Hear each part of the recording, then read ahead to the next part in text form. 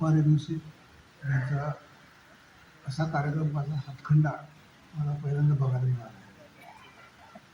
त्यानंतर कोळेकर साहेब, शिवा भाटेजी आणि आमचे मित्र अंकुश काकडे साहेब आणि इतर सर्व. आज मी तुमच्यासमोर एका महत्त्वाच्या विषयावर बोलणार आहे. कारण मगाशी मी पाहिलं की इथला एक विद्यार्थी नासामध्ये जॉईन झाला. हा स्तुत्य गोष्ट आहे. भारत आणि परदेशातील संरक्षण क्षेत्रातील संधी हा माझा विषय. काही करिअर हे फक्त नोकऱ्या नसतात, त्या एक ध्येय आणि एक सेवा असतात. संरक्षण क्षेत्रातील संधी ही अशीच एक सेवा आहे. ती तुम्ही क्षेपणास्त्र बनवून देशाचं संरक्षण करू शकता आणि सायबर सुरक्षा प्रणाली करून देशाच्या सैनिकांचे प्राण वाचू शकतात. तर तुम्ही पाहिलं आहे सध्या जी युद्ध चालू आहेत ते इलेक्ट्रॉनिक युद्ध आहेत. तुला कुठे रणगाडा दिसला नाही, कुठे रायफल दिसला नाही. पहिल्या महायुद्धात रायफली आणि मशीन गन याचं युद्ध होतं. दुसऱ्या महायुद्धात रणगाड्याचं युद्ध होतं. आता युद्ध आहे मिसाईल आणि ड्रोन.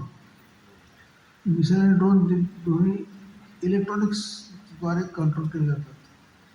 आजच आपले एक सेनाधिकारी म्हणाले की चीनने त्याच्या उपग्रहाद्वारे पाकिस्तानला मदत केली की आपल्या देशामध्ये भारतामध्ये काय काय चालू आहे. त्यांनी उपग्रह सोडला आणि त्या उपग्रहाद्वारे त्यांनी पाकिस्तानला मदत केली. आता नवीन जे युद्ध आहे सॅटेलाईट आणि ड्रोन यांच्यामधून होणार आहे. तर आपल्याला इलेक्ट्रॉनिक्स हा विषय फार महत्त्वाचा ठरणार आहे. सर्वांनी इलेक्ट्रॉनिक्स विषयाला थोडा तरी अभ्यास करावा. इलेक्ट्रॉनिक्स फार अवघड नाही आहे, उलट तो फार मनोरंजक गोष्ट आहे.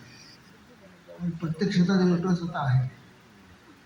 सेलफोन म्हणला तर इलेक्ट्रॉनिक्स आहे, टी व्ही म्हणा तर इलेक्ट्रॉनिक्स आहे, सगळ्या गोष्टी इलेक्ट्रॉनिक्स आहे. आता AI म्हणजे काय, इलेक्ट्रॉनिक्सच. प्रत्येक क्षेत्रात जे आहे ते इलेक्ट्रॉनिक्सचा अभ्यास जरूर करावा आणि संरक्षण क्षेत्र निवडावं. कारण त्या संरक्षण क्षेत्रामध्ये तुम्ही देशाची प्रगती करू शकता, स्वतःचा प्रगती पण करू शकता. त्याचबरोबर आणखी क्षेत्र काय आहेत तर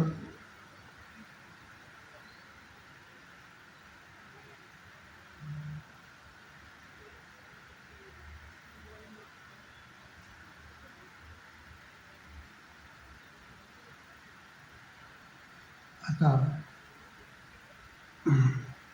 बायोटेक्नॉलॉजी हे पण फार महत्त्वाचं क्षेत्र आहे.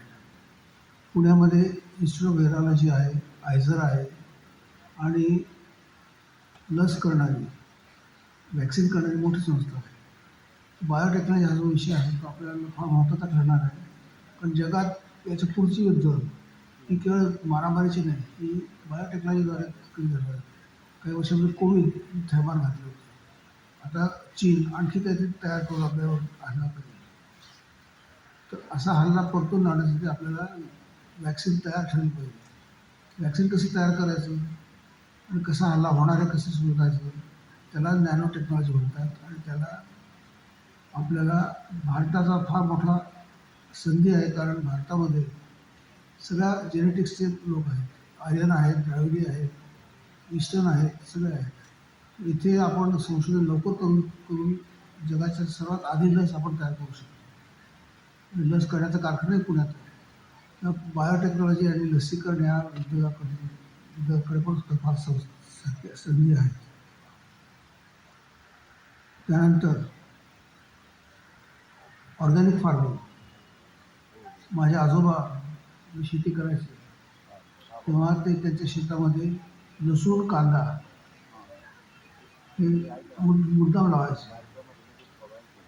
मल्चिंगमध्ये निंबोणीचा पाला टाकायचे आणि गोमूत्र शिंपडायचे. ते म्हणायचे माझ्या शेतामध्ये कधीही रोग पडणार नाही.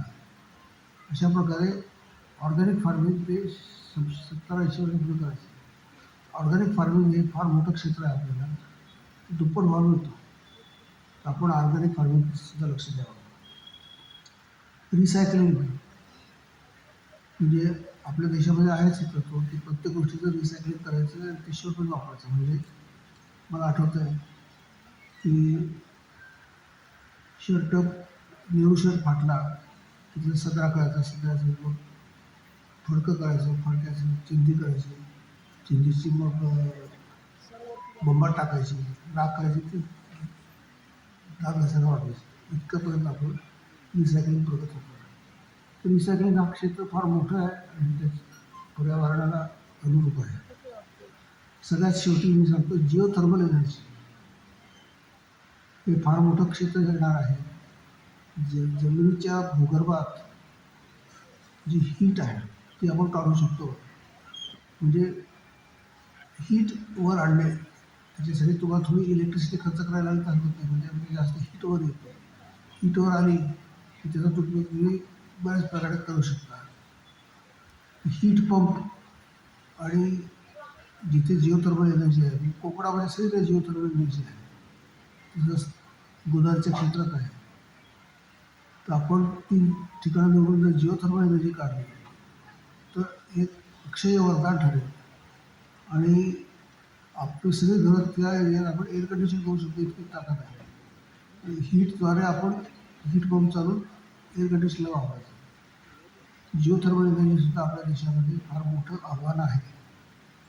Electronics, biotechnology, geothermal, vaccine, organic farming, recycling ही क्षेत्र तुमच्याकडे आव्हानात्मक आहेत. ती निवडा आणि त्यात आपलं यश मिळवा. तुमच्या शाळेतील विद्यार्थ्यांनी हे करून दाखवलेलं आहे.